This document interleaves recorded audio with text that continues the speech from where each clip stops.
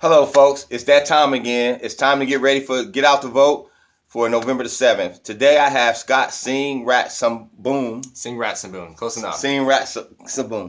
But welcome to the show. Hey, appreciate Good. it, Al. Again, my name is Al Edmondson, and this is our first edition of Earn My Vote for 2019 going into the next election. So, can I call you Scott? Yeah. Scott, kind of tell the audience who you are and why you're running for city council. Okay, sure. So I'm Scott Sing Rat Samboon. I grew up on the far east side of Columbus, went to Independence High School, and joined the Army way back in 2004 as a tank mechanic. Did 3.5 years on active duty. Went to Iraq in 2006. Decided that being a tank mechanic wasn't for me because when I graduated high school, I weighed 130 pounds. Wow. Everything on a tank weighs like 200 pounds. Not a good fit. So I Right. joined the Army Reserve, became a paralegal, and really have never looked back. In my career, I have helped hundreds of service members fight for disability benefits from the VA. Okay. I have served as a equal opportunity leader, suicide prevention leader, and a drug prevention leader. I've also helped victims of sexual assault navigate the legal process. So my Army career has really given me some perspective on issues that also are very pervasive in our community. Right. And I like to bring that to City Council. I live in Old Town East now with my wife. We've got a dog and a stray cat that we took in a couple years ago. Things are good, but we're in a very, folks call it an up and coming neighborhood, but it's a challenged neighborhood because you have a lot of things going on. You've got gentrification down there. You've got folks who have worked and live on the streets for decades down there, and so there's a lot of stuff going on. And this isn't just happening in my community; it's happening all around Columbus and even all around the nation. And I would like to find ways to resolve some of those issues. Right, great. Because I know I started driving around town, and I started seeing these light blue signs in different areas, and I was like, "Well, who's this guy?" So, one, I'm glad that you called me so people can talk to you or listen to what you got to say. And council is a big step. Yep. Have you ever ran for any other office before? No other offices. Okay, and so why council specifically? Council. Why council? Well, council has so much effect on our daily lives. I mean, at the level of local government, there is so much that they can do or not do, depending on what they take as their priorities, that affects, how we live and work and grow. Had I been an educator, I might have looked at the school board instead. But not being an educator, city council seemed to make sense as the first step from going from, the front lines in terms of, helping people at a small level, serving, in small, community organizations to working on policy. Right. Right. I think that's the big thing that people don't understand about, local government is where it's at. I mean, we can look at the national level, the statewide stuff, but the local government are is the part of government that impacts you like right now. Yeah. When you start looking at, bonds, tax abatements, and all these different things that we're starting to hear about in the news. And, I'm, running for city council. I know it can be a challenge sometimes because, they have the ballot. Yeah. And, is there anything else that you want to tell your audience? Oh, absolutely. So I do have a couple of priorities if I am elected. So for number one, for me, it comes down to education. Right. Education is so important because I think that it's the long-term solution to a lot of the problems that we face. And from the purview of city council, when you're talking education, you're really talking about funding, and then Right. you're getting into the tax abatements that you just mentioned. So city council approves tax abatements, throughout the city.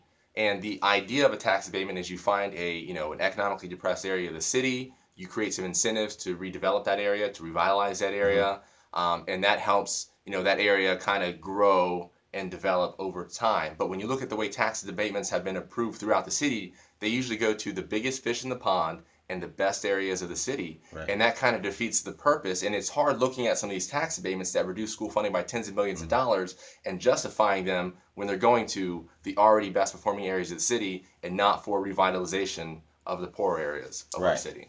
Yeah. I have a problem with that. Yeah, I agree. So let me ask you this. Now, what do you take on what do you think about some of the opioid epidemics that's going around in our city? Because you're a city, you see a kid just like me. How would you address some of those type of issues that really impact people like right away? So like outside, right here, we're looking outside. We see people who are maybe on opioids or heroin. That's right outside this.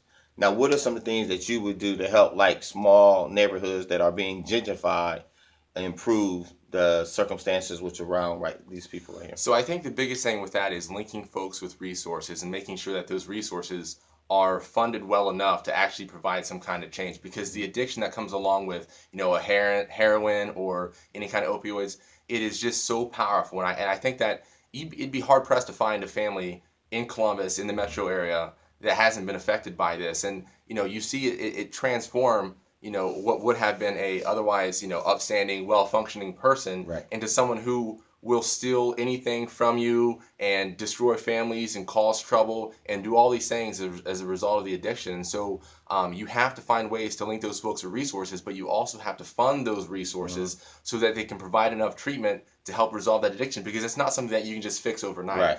Of course, short term, we have to make sure that our first responders are able to respond, to overdose events, so that we can save lives. But beyond that, it's not just about reviving folks and then letting them continue to walk the streets and live that addicted life. Right. Yeah. Right? We got to get them into some treatment so they can turn their lives around, because it's just devastating. It's absolutely devastating. It's tearing apart families.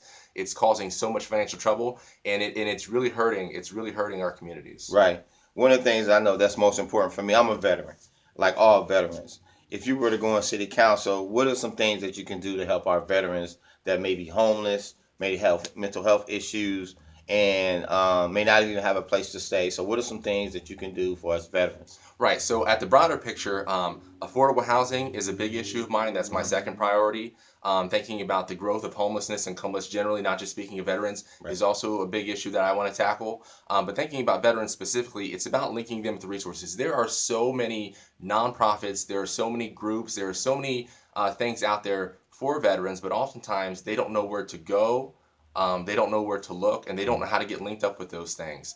In my personal capacity, I have helped, as many veterans have come to me Right. looking for help to apply for disability benefits, because there are plenty of veterans that maybe, out there on the streets that served some time ago, that would otherwise be entitled to disability benefits, but they don't know how to navigate the system, Right. and they don't know how to get that help. And it's a very tough system, because you might be waiting years for these types of things. You got to produce documents. You're going to have to write letters or write explanations and all this stuff. So in my personal capacity, I would absolutely help veterans that come to me, but through the city, it would be finding ways to solve the affordable housing issues that we have here in Columbus, and working on finding ways to help resolve some of our homelessness problems. So Right. absolutely.